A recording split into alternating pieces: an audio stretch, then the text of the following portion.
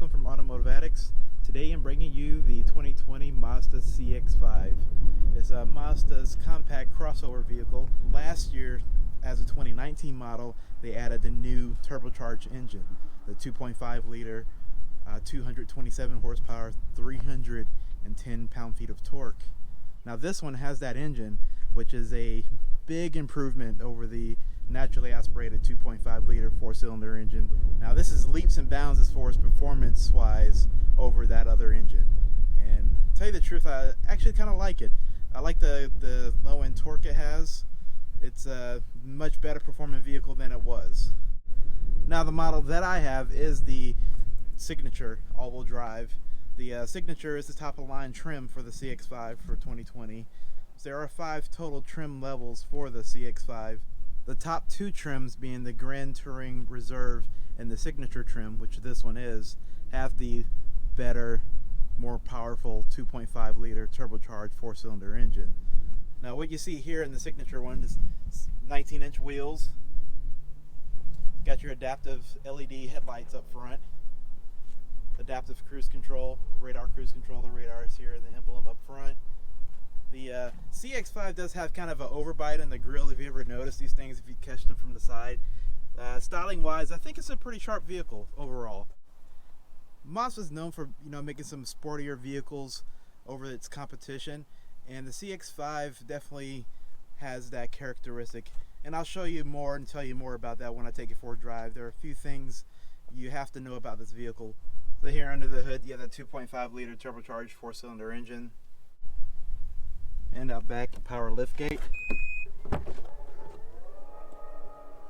You do have a little over 30 cubic feet of cargo space back here. Folding them down, you have a little over 59 cubic feet of space, which is a little bit shorter than some of its competition.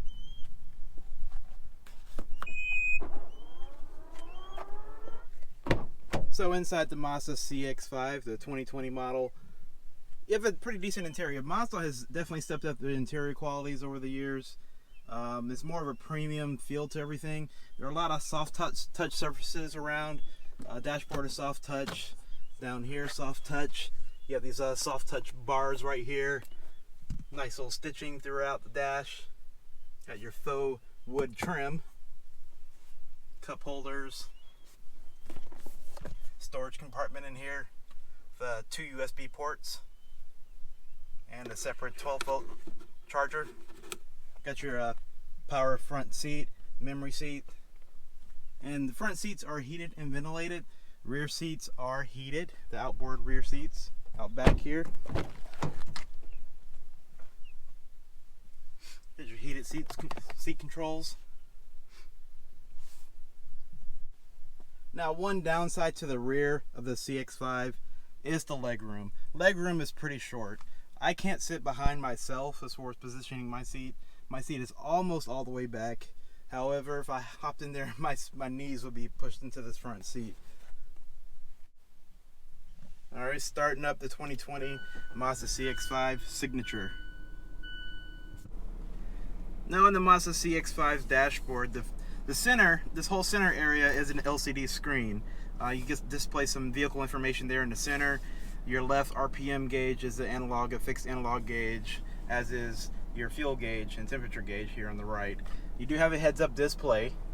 There is a camera that reads road signs and displays them over here on the right on the LCD screen, and also in the heads-up display. It's a nice little feature. It actually reads like stop signs and stuff like that. But moving over here to the infotainment system, it is an 8-inch touchscreen. The unfortunate thing about the touchscreen in Mazda vehicles is it is a touchscreen when you're stationary. However, when you do start driving, the screen locks and does not allow you to touch it. That's when you have to go down here and use the physical control for the infotainment system. It's somewhat like a BMW's iDrive in some ways. You can, bump it up or down, left and right, have a home button, your radio button, and a dedicated navigation button. The screen is pretty clear. It's kind of somewhat out of place. It looks from the dashboard just sticking out. It doesn't move, of course. It is fixed. Moving down here, you have your climate controls. Like I said, the front seats are heated and ventilated. Then moving up here, you have your LED lights, interior lights, your sunroof control. It is a decent sized sunroof, somewhat. It's not a panoramic roof, of course. And you have your controls on your steering wheel. You got your adaptive cruise control, distance, info button for toggling the middle of the screen, volume control knob, phone, your rain sensing wipers, your automatic rain sensing. You have your automatic headlight control here. And down here you have your camera button, lane departure, warning, and assist. And one thing to know about the camera system is a 360-degree view camera. However, when you do put it in reverse, the camera just defaults to a regular backup view instead of the 360-degree view. You have to actually press this button to get to the 360-degree view. It's kind of counterintuitive, just another step you have to take when you put your car in reverse. Otherwise, the system does automatically go to a front view once you put it in drive, coming from that camera view. And it has your directional lines, of course. The sound system is a Bose audio system, 10 speakers. It actually sounds pretty decent with a subwoofer in the back. And your volume knob is actually down here, which I always start reaching up here looking for a volume knob, and of course Mazda puts theirs down here next to the infotainment controls. But to sum up the interior, it's a pretty nice space. You do have a heated steering wheel as well, because I kind of forgot that. But overall, I kind of like the interior space. It's very premium feeling. The fit and finish is great. But I'll go ahead and take it for a ride and tell you what I think about the way it drives. All right, setting off in the 2020 Mazda CX-5 Signature trim.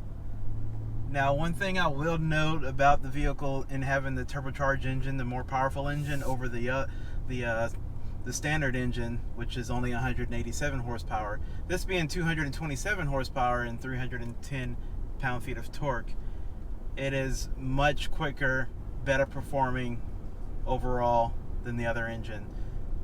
I believe the other engine in the lower trims, the lower 3 trim levels, the vehicle was only able to get to 60 miles per hour in about 8.4 seconds, around there.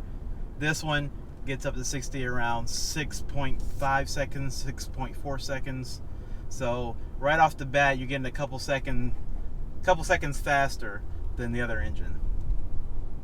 Now, out of the whole turning, I've noticed the front end will still slip a little bit.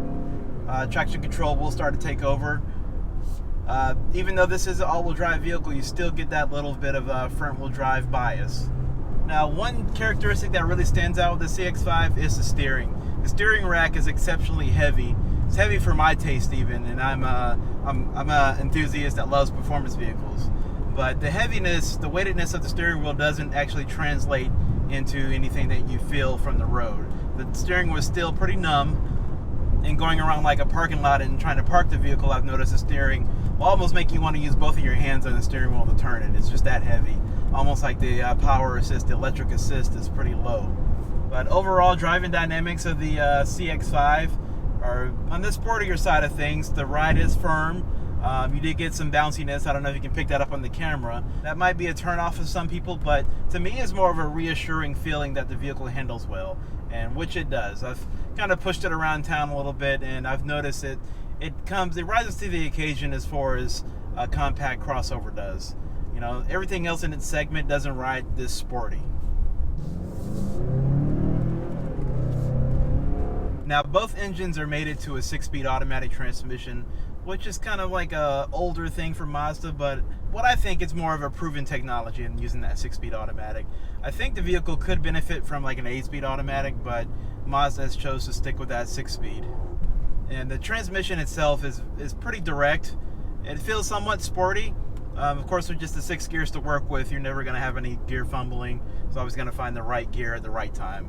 What I've noticed about the 2020 CX-5, it is a little bit quieter than what I remember before. I think Mazda has worked on the 2020 model to add some more sound deadening, which has actually helped, you know, elevate the premium quality of the vehicle overall. It feels more almost luxury in a sense.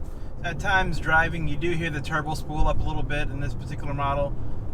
As always, I will do a 0 to 60 test in all of my review videos. and of course, you know, judging by the speed of the car, see if you can hold the conversation in doing so. In this one, you can kind of hold the conversation, but the power does surge out of the hole. But here we go. We'll just do a quick 0 to 60. We'll power out of this. 30, 40, 50, and 60. But overall, I've noticed the vehicle, it seems like it's built very well. There's a lot of reassurance in the drive quality of the car, like I said before, with the tighter steering, the firmer ride quality. This one is a little bit quieter. You do have plenty of features. The Bose audio system, lane departure, lane keep assist. You know, you have your adaptive cruise control. You have your adaptive LED headlights with auto high beam, rain sensing wipers.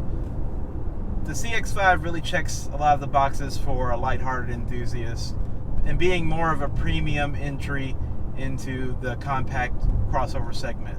This one, as it sits, is $38,000, and that's a fully loaded Signature all-wheel drive with the turbocharged engine.